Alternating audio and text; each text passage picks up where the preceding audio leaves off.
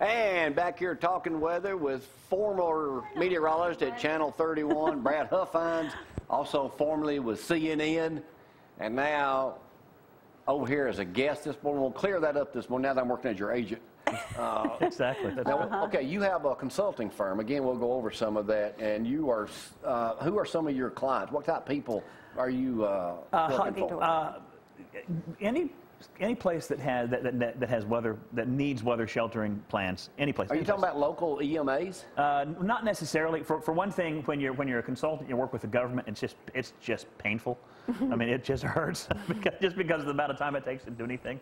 But for the most part, it's hospitals, manufacturing plants, places. One of the clients that I have, I showed them something, and they were able to use one of the companies that I represent, and they saved $140,000 one time in sheltering costs. That's how much it cost them to shelter their engineers unnecessarily. Was $140,000 an hour. So if you have in other words, I'm trying to make your weather sheltering decisions easier. Weather isn't that it's not a big difficult thing. People make it more complicated. But you have to have the tools, the tools and affordable tools, and that's one of the things that I do is provide tools for people that are amazingly affordable for companies that look at the price and say, you've got to be kidding me, and then they're able to then make better decisions, because that's, again, a home, someone said, like in this room, a warning is issued, and we can find shelter in 30 seconds. Yeah. Someone that runs a manufacturing plant, a hospital especially with what happened in Joplin, when the hospital got damaged to that extent. If you need time to shut something, to shut down the plant, move people, get into a place, or more than that, most people hear sirens, hear weather radios, but they're not in the actual warning. And most companies base their disaster plans on sirens and weather radios, which are county-based warnings. But the Weather Service doesn't issue county-based warnings anymore. What about school systems? School systems as well. And in fact, we have one of the companies that I'm working with has several school systems that use the system, just because kids, I mean, and I tell you, my hottest button issue, when I scratch the back of my head, I'm getting angry, by the way. Hottest button issue is why in the world do we let out thousands of school kids and send them to be home by themselves when tornadoes are threatening? That's one of the most disgusting things I've ever seen in my entire career. I fought it on television. I will still fight it until the last breath that I have, because the most safe place for children is for the most part is going to be the school hallways.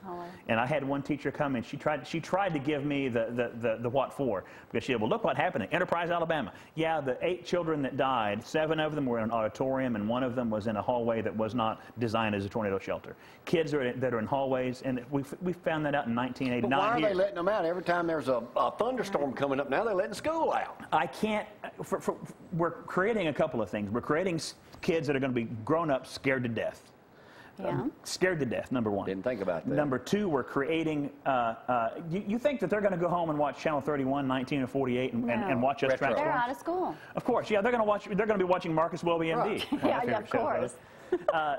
They're not going to be watching. They don't care, but they're not going to tune in. No, of course not. School's out. So, and I asked Huntsville Middle School, I went in to speak to a group of kids there, 6th graders, and I asked 2 groups of 100+ kids, how many of you go home to be by yourself when the school forces you to go home?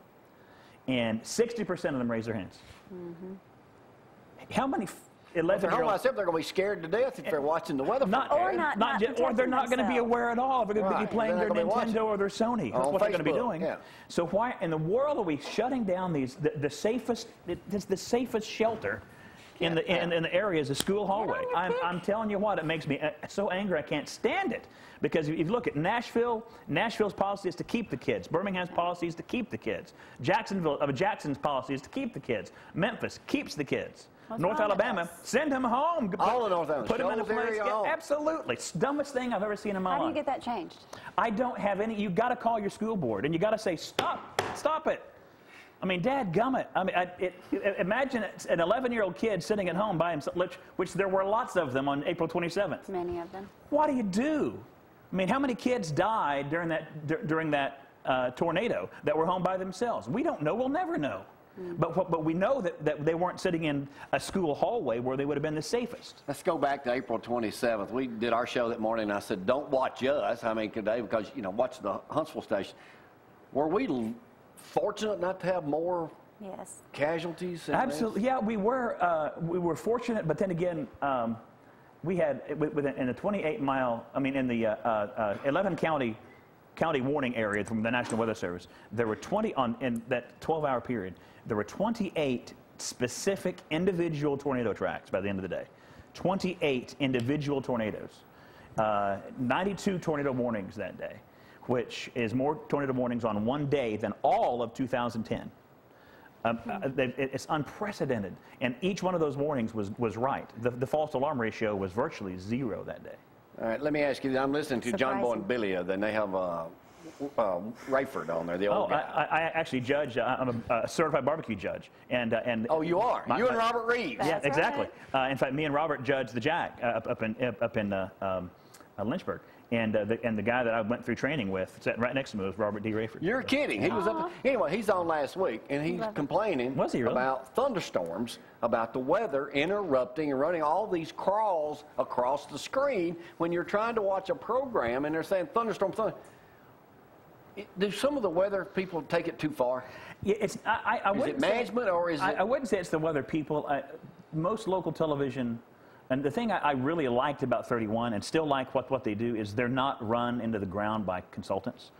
They're locally run, they're locally managed. They make horrible decisions and they make great decisions. By the way, like every other company in America, right? Mm-hmm. And the consulting groups nationwide have told TV stations, if you make a big deal about every thunderstorm, you're going to have sky-high ratings. People are going to watch you all the time because they're scared to death not to watch you. And again, I've never seen such irresponsible television weather in my entire life as I've seen here in Huntsville. Have you heard is there any truth to the rumor I heard that Dan Satterfield's leaving? I don't know. I went to school with Dan. I've known Dan for a million years. Oh, really? We were in at the Montesano pool last summer. He and I standing at about sternum deep water talking. People were standing back looking at us like, when are they going to fight? Good grief! It's like do insurance agents when they're talking start fighting because one works for Alpha, one works for Nationwide? Certainly not. Of course not. I've known Dan forever, and Dan is one of the greatest guys you'll ever meet ever. So I don't know. Have you heard that? I've heard some. There's been some rocky stuff because Dan can cop an attitude. And he was out of town when the flames hit. Yeah, I can't. I don't want to speak to that necessarily. It was a. We all have our decisions to make, and well, I want to go back.